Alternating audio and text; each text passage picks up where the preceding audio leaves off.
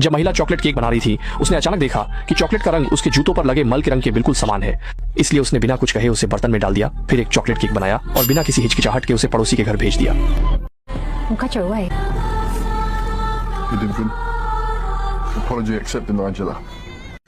महिला ने इस तरह से पड़ोसी से बदला लिया क्योंकि उसे इस पड़ोसी ने मजबूर किया था, क्योंकि इस पड़ोसी ने यहाँ आने के पहले ही दिन रात को घर में एक पार्टी रखी थी। शुरू में लिसा ने ध्यान नहीं दिया, लेकिन उसे यह कभी नहीं सोचा था कि सुबह के 3 बजे के बाद भी उनका साउंड सिस्टम बंद नहीं होगा। इससे लिसा को बहुत गुस्सा आया, लेकिन चूंकि पड़ोसी पहले दिन आया था, उसने सोचा कि सहन कर ले। इस तरह लिसा ने एक दर्द भरी रात गुजारी और फिर थकी हुई शरीर से काम पर चली गई। किसने सोचा था, जैसे ही वह घर के दरवाजे पर पहुंची, लगभग जमीन पर पड़े मल पर कदम रख दिया। उसे नहीं पता था कि पड़ोसी का कुत्ता उसके लॉन पर शौच करेगा, जिससे लिसा को बहुत घिन आ गई। लेकिन चूंकि उसे काम पर जाना था, उसने उस पड़ोसी से कोई शिकायत नहीं की। लेकिन जैसे ही उसने एक दिन की मेहनत के बाद घर आकर नहा लिया और आराम करने की तैयारी की, फिर से वही परिचित धातु की आवाज सुनाई दी। इससे उसे और बर्दाश्त नहीं हुआ और उसने बिना कुछ कहे पड़ोसी के दरवाजे पर दस्तक दी। पर हैरानी की बात यह थी कि पड़ोसी ने सुनते ही माफी मांगी और अपने दोस्त को साउंड कम करने को कहा। जब देखा कि पड़ोसी काफी समझदार है, तो लिसा ने सुबह के मल की घटना भी उसे बता दी। जब उसने सुना कि पड़ोसी ने कहा कि अब ऐसा कुछ नहीं होगा, तो लिसा संतुष्ट होकर चली गई। घर लौटने के बाद हालांकि साउंड सिस्टम की आवाज अब भी थी, लेकिन आवाज कम होने की वजह से आराम में कोई बाधा नहीं थी। लिसा ने सोचा कि आज रात वह अच्छी नींद लेगी, लेकिन आधी रात को फिर से कान फोड़ने वाली आवाज से जाग उठी और यह फिर से वही सुबह के 3 बजे की बात थी, जिससे लिसा गुस्से में आ गई। इस समय वह और सोने का मन नहीं कर रही थी। गुस्से में पड़ोसी के घर फिर से चली गई।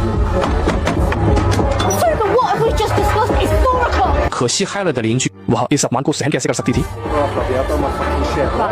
देखकर कि पड़ोसी ने दिन के व्यवहार को बदल दिया है, लिसा ने धमकी दी कि अगर वह फिर से शोर करेगा तो वह पुलिस को बुलाएगी, क्योंकि उसे दिन में काम करना होता है और अब उसे आराम की जरूरत है। लेकिन जैसे ही पड़ोसी ने सुना कि वह पुलिस को बुलाने वाली है, वह तुरंत ही गुस्से में आ गया। लिसा ने कोई और उपाय न देखकर पुलिस को फोन किया और बताया कि पड़ोसी रात को नहीं सोता और शोर मचाकर सबको परेशान कर रहा है।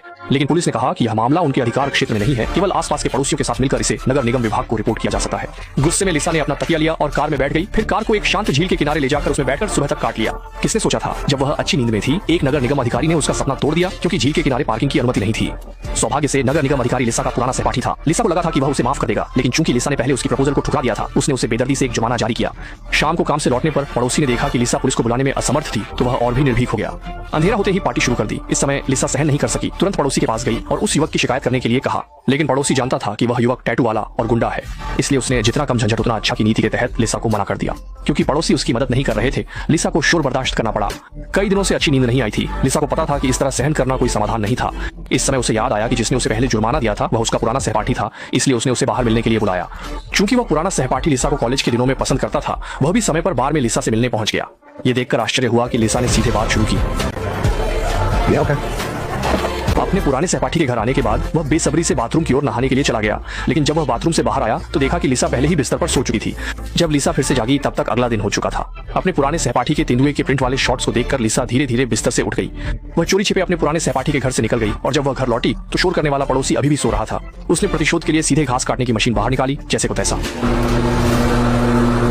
अपनी घर के दरवाजे के सामने के लॉन पर चक्कर लगाने लगी।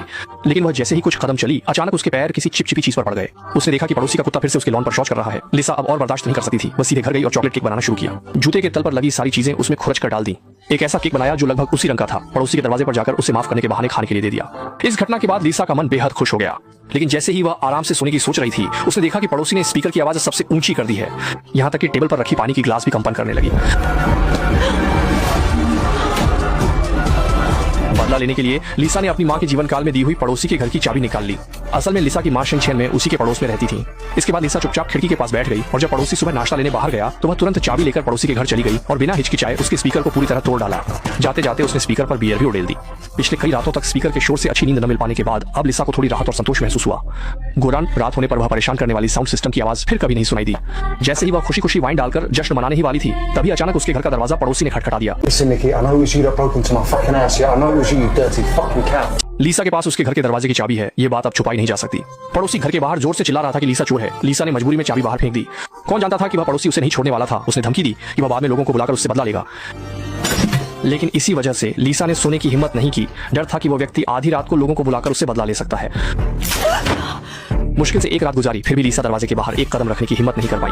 वह पर्दे के पीछे से पड़ोसी की गतिविधियों पर नजर रख रही थी। क्योंकि वह घर से बाहर जाने की हिम्मत नहीं कर पा रही थी, उसने कंपनी के बॉस को फोन कर छुट्टी ले ली। जब लीसा ने देखा कि पड़ोसी ने एक नया साउंड सिस्टम खरीदा है तो वह जान गई कि पड़ोसी का बदला शुरू होने वाला है। उसे और चिंता इस बात की थी कि उसकी कई सालों से पाली हुई बिल्ली भी गायब थी। जब उसे शक हुआ कि यह बात पड़ोसी से संबंधित हो सकती है तो उसके घर के दरवाजे के नीचे एक नोट मिला जिसमें पड़ोसी ने साउंड सिस्टम खरीदने के $850 के खर्चे की भरपाई की मांग की। जब वह गुस्से से पागल हो रही थी उसी वक्त पड़ोसी का साउंड सिस्टम फिर से बज उठा। लेकिन अफसोस, उसके पास पड़ोसी से निपटने का कोई तरीका नहीं था, इसलिए उसे इस शोर को सहन करना पड़ा। जब लीसा बेहद परेशान थी तभी उसे चाहने वाला पुराना सहपाठी उससे मिलने आया और उसने भी बगल से आ रहे कानफाड़ू शोर को सुना। जब उसने सुना कि लीसा इस शोर से एक हफ्ते से परेशान है तो वह बिना कुछ कहे बाहर जाकर पड़ोसी को सबक सिखाने की योजना बनाने लगा। लेकिन जल्द ही लीसा ने बाहर से एक दर्दनाक चीख सुनी। कुछ गड़बड़ महसूस होने पर लीसा ने जल्दी से पिछले महीने की बचत निकालकर पड़ोसी को दे दी। तभी वह अपनी मदद करने आए पुराने सहपाठी को बचा पाई। लीसा ने पूछा कि क्या उसके घर की बिल्ली को उसने पकड़ लिया है, लेकिन उसने कहा कि उसे नहीं पता कि उसके घर में कोई बिल्ली है। जब उसने देखा कि वह व्यक्ति मानने को तैयार नहीं है तो लीसा नाखुश होकर घर लौट आई। और क्योंकि पुराना सहपाठी देवी के सामने लड़ाई हार गया, उसके पास लीसा के घर पर रुकने का कोई बहाना नहीं था। वह शर्मिंदा होकर वहां से चला गया, लीसा को अकेले कानफाड़ू शोर सहने के लिए छोड़कर। लीसा ने कभी नहीं सोचा था कि पड़ोसी की ध्वनि प्रणाली से छत टूट जाएगी। जब लीसा लगभग पागल हो रही थी तभी अचानक छोटे शहर में बिजली चली गई। इसी समय तक परेशान करने वाला शोर आखिरकार समाप्त हो गया। लेकिन इसी समय लीसा ने अचानक पड़ोसी के घर से अपने छोटे बिल्ली के बच्चे की आवाज सुनी। यह जानना चाहिए कि यह छोटी बिल्ली उसकी जान की प्यारी थी। लीसा ने तुरंत सीढ़ी उठाई और अटारी पर चढ़ गई, फिर सीधे हथौड़े से अटारी की दीवार उखाड़ना शुरू कर दिया।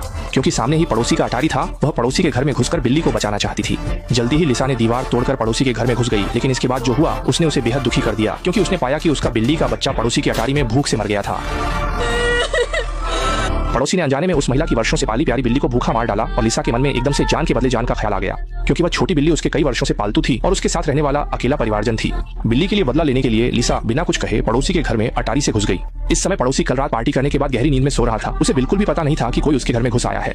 जब लीसा ने देखा कि युवक गहरी नींद में सो रहा है, उसने धीरे धीरे अपने हाथ में हथौड़ा उठाया। लेकिन जैसे ही उसने हिम्मत जुटाई और कार्रवाई की तैयारी की, एक युवा लड़की बिस्तर से बाहर निकल आई।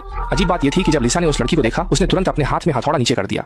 क्योंकि यह लड़की वह थी जिसे उसने कुछ दिन पहले देखा था और वह स्थानीय गुंडे की प्यारी बेटी थी। उस दिन वह बस उस लड़की से टकराने ही वाली थी और इसी वजह से गुंडे ने लगभग उसे गाड़ी से खींचकर पीट कर मार ही डाला था। जब उसने लड़की की यूनिफॉर्म पर नाम देखा तो लीसा को तुरंत पड़ोसी से निपटने का एक बेहतर तरीका सूझा। उसने बिना कुछ कहे सीधे उस लड़की की गुंडा मां को फोन किया और बताया कि लड़की को एक बेकार लड़के ने परेशान किया था। उसकी मां ने यह सुनते ही गुस्से में आग बबूला हो गई और कुछ साथियों को लेकर तुरंत वहां पहुंच गई और गुस्से से पड़ोसी के दरवाजे पर आई। उनके हाव भाव से यह स्पष्ट था कि वे उस बेकार लड़के को टुकड़े टुकड़े कर देना चाहते थे। और इस समय लीसा एक छोटे स्टूल पर बैठकर चुपचाप तमाशा देख रही थी। कुछ लोग दरवाजा तोड़कर अंदर गए। 2 मिनट के बाद ही पड़ोसी डर के मारे खिड़की से कूदकर भागने की कोशिश कर रहा था, लेकिन ताकत के पूर्ण दबाव के तहत वह कहीं नहीं भाग सकता था। उसे सीधे कुछ साथियों द्वारा लड़की की मां के सामने खींच लिया गया।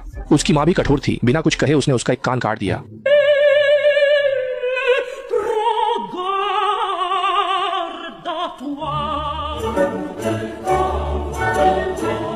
कोई चारा न था। आखिरकार वह लड़का अपनी पैंट थामे हुए वहां से भाग गया और यही वजह थी कि युवक ने फिर कभी वहां रहने की हिम्मत नहीं की।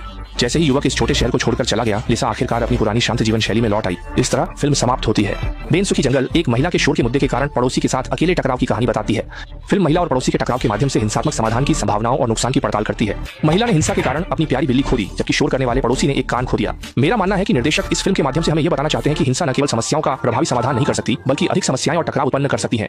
इसलिए जब हम किसी समस्या का सामना करते हैं तो हमें शांति से समस्या का समाधान करने की कोशिश करनी चाहिए।